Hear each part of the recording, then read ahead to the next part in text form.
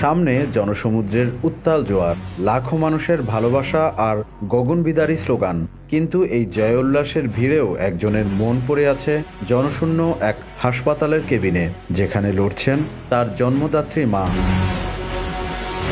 রাজধানীর পূর্বাচলের সেই সংবর্ধনা মঞ্চে তখন নেতা নয়, বরং বড় হয়ে উঠল এক সন্তানের আকুতি।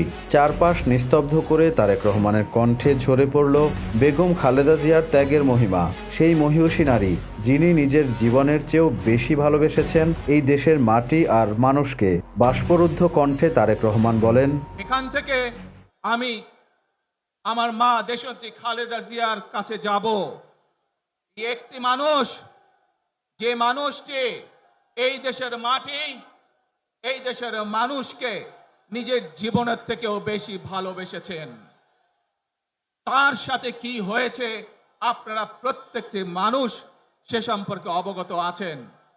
সন্তান হিসাবে আপনাদের কাছে আমি চাইবো, আজ আল্লাহর দরবারে আপনারা দোয়া করবেন যাতে আল্লাহ ওনাকে তৌফিক দেন, উনি যাতে সুস্থ হতে পারেন।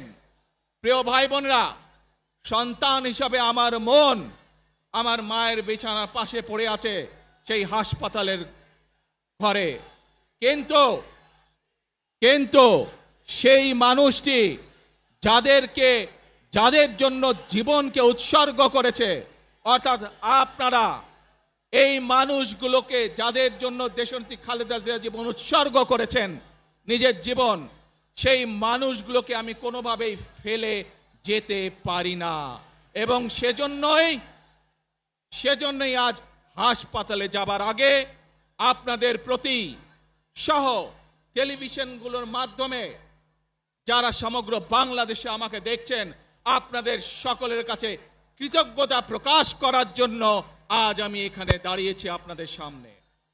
প্রিয় ভাই বোনেরা, আসুন আমাদেরকে আজকে নিশ্চিত করতে হবে, আমরা যে ধর্মের মানুষ হই, আমরা যে শ্রেণীর মানুষ হই, আমরা যে দলেরই রাজনৈতিক দলের সদস্য হই অথবা একজন নির্দলীয় ব্যক্তি হই, আমাদেরকে নিশ্চিত করতে হবে যে কোনো মূল্যে আমরা আমাদের এই দেশের শান্তি শৃঙ্খলাকে ধরে রাখতে হবে।